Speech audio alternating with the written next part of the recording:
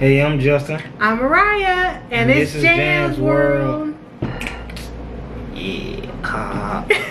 Alright, so today what we're going to be talking about is if you go to college, make the most of it, because you don't want to waste your money. You don't want to waste your parents' money, or you don't want to get a scholarship and waste whatever scholarship money you're getting because you went to college for the wrong thing, or you decide you want to drop out halfway through, or whatever the case may be. Because there, in all reality, there are better alternatives to going to college as far as career paths. Because I mean, everybody wants to tell you that you want to go to college to make the most of your life, or whatever the case may be.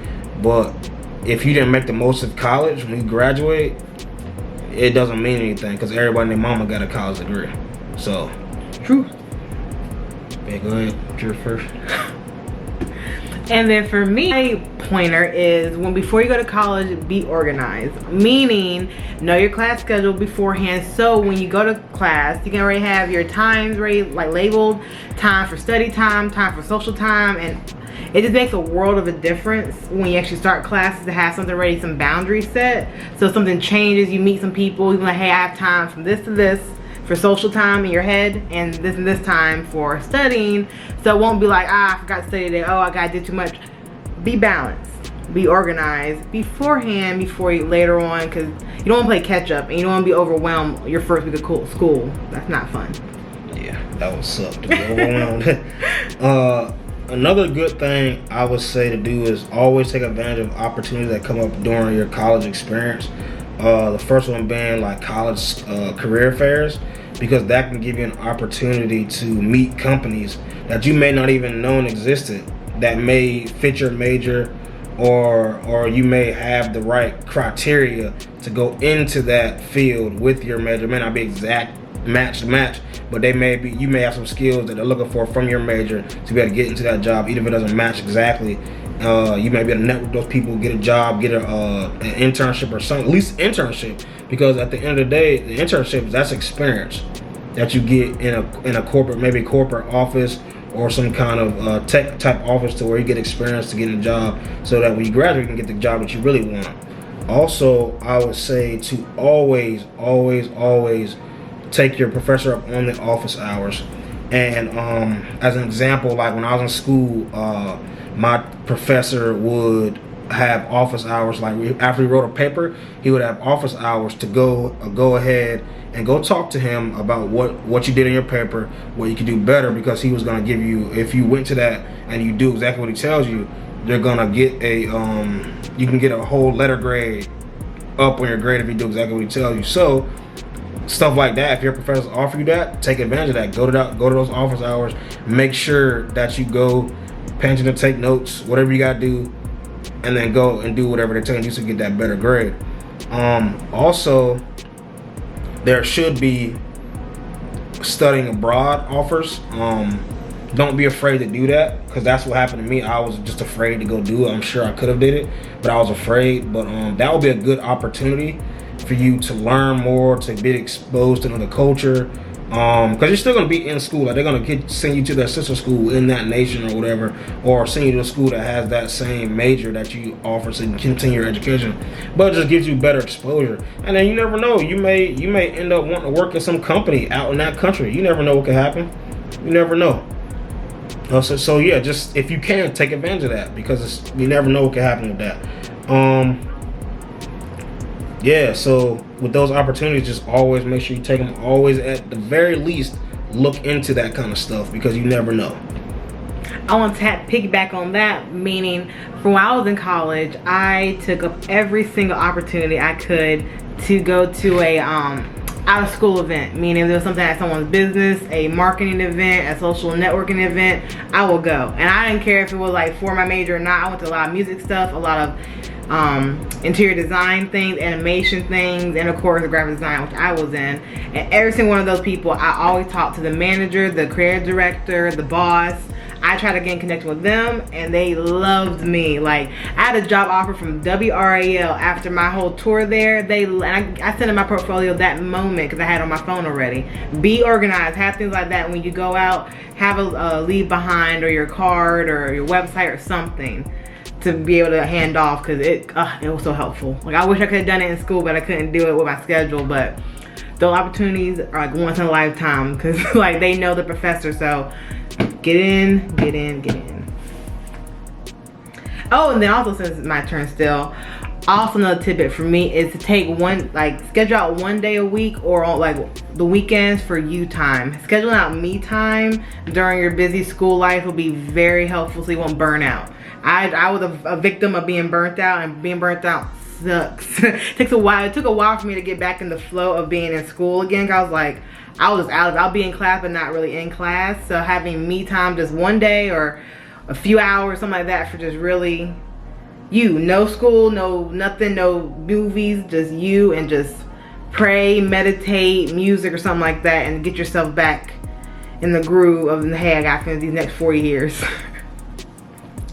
So my next thing is to take advantage of the social events offered within either your school or your specific major. And what I mean by that, there could be like what do they call it? I think it was a luncheon with the dean. When I was in the business school, they had that, the luncheon with the dean, and basically that was just like you literally going to a luncheon with the dean, and you get to talk to him, you get to meet with him, you get to maybe even possibly talk to him about opportunities, about internships or something like that, so that can forge your career when you get out of college.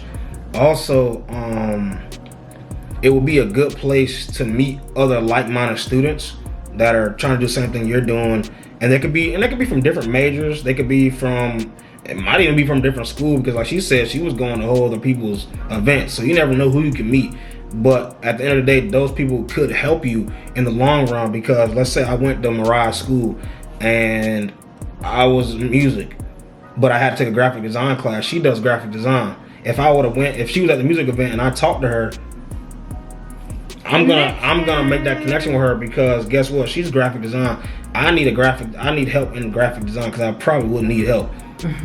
Best friend right here. Easy, simple. So business school, if you got a economics class, I think history majors, we had to take an economics class, but I already taken economics, so I could have helped some students, one of my buddies in the history department with economics, because I already knew economics because I was in a business school. So therefore, if you go to these different random events, you don't know who you'll meet, you don't know when that may help you out in the long run with your classes, or even outside of school, because they may help you get a job. You never know. They might be able to put you on some kind of way, or they might invite you to another event outside of school, and like, hey, come meet my boss, come meet this person, because they're trying to help me with a job. Maybe they can help you with one too, or lead you in that direction. You don't know what you're missing out if you don't go to these events, and that's very key to you making the most out of college. True. And then my last pointer is to make sure you get close to your professors. This is like, I know some people are coming to this college very shy, or they don't really care to talk to the teacher. You're gonna have to outgrow that. Very fast. Like the very first day, they offer their phone number, get that phone number. They're gonna have office hours, write those down in your binder, in your phone, or something like that, for you to have on deck to, like, let's say you're just doing a project and you're like, I really need some help. Let me look at and make sure my teacher's in his office right now. Let me just go swing over there real quick. Yeah, just having that access is just very important. Like, you don't want to forget those things. It's really important. And also talk in class and be rememberable in class. Every single time. You're gonna have to get out of your shell. You have to talk, and that helps with social skills. It helps with networking, like we talked before. And it's just good to be rememberable by your professor in any case, really. And after I graduated, from me being close to every single one of my professors, every single one of them only had maybe like 6. I have a lot, but out of those 6 professors, all of them had a connection for me. Someone to call after I graduated, had some job opportunities for me. They all knew, because I was the only one in every single one of my classes that talked all the time. I don't care what, even if I made a joke, I could tell my teacher being down, something like that. I'll just joke around, kind of get them a little live again. And they love that. So having those relationships, very beneficial. beneficial for after college life. And to end on that note, like what she's saying is so important. And if you're shy, because I was shy and nervous before I went to college, and at least for me, the way it worked for me is that the best way to get out of that shell is because, like, I think I mentioned this in the last video, but you're gonna have to do projects, and you're gonna have to speak in front of the class, and you're gonna have to do certain things, and that's what's gonna get you out of your shell, because you don't have a choice. It's not like in high school where you might be able to slide. No, in college you will fail if you don't do it. So that will get you out of your shell. And also, you don't have to worry in the classroom environment. Like there was some people, like maybe your freshman entry level class. I do kind of remember there were some hecklers when you asked a certain kind of question a little bit. But after a little bit. Like after you start getting off into your major classes where people are getting a little bit more serious, and also you just mature because you're an adult now. So why would you heckle somebody for asking a question? You get more comfortable because other people are just like you are there to learn. They're there to learn too. Like in college, there's no losers, there's no nerds, because you're in college. You're all there to learn. You went to college for extra education. You're all nerds. What's somebody gonna call you a nerd for asking a question? Now, some people may get mad because you kept them over in class a little too long. But I mean, you're a grown person. Leave the class if you don't want to listen to the question. That's what I used to do. If I didn't feel like staying there for the extra questions, I would just walk out. What are they gonna say? Absolutely nothing. I'm just being honest. That's the truth. But most of the time I stayed because the person asking the question usually was the question I wanted to ask, and just the teacher didn't come to me. So I would just put my hand up. Oh, he asked the question I wanted to ask. So I was just staying. But maybe if you have something to go to, then just walk out. It's not a big deal.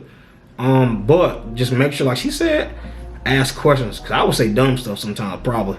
My person probably thought I was kind of stupid or something, probably. Because I would just say anything. I didn't care.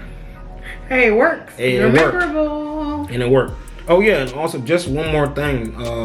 Like, sit in the front, too. Like, when people tell you that, like, that's legit. Like, sit in the front 2 rows. Like, they say this little T thing.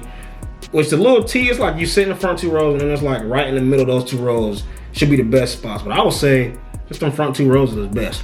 Sit in one of those 2 rows, because even if you do ask a lot of questions, like if you're all the way in the back of the class, the teacher it may be hard for them to hear you. But if you say something all the time and you're loud, then it doesn't really matter.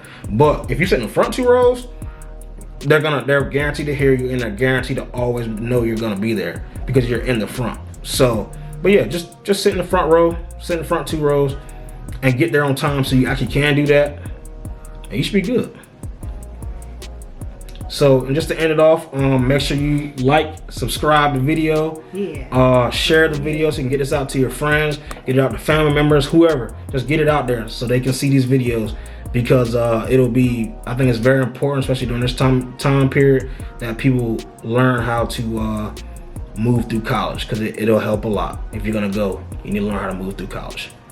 Sure does. Bye. Peace.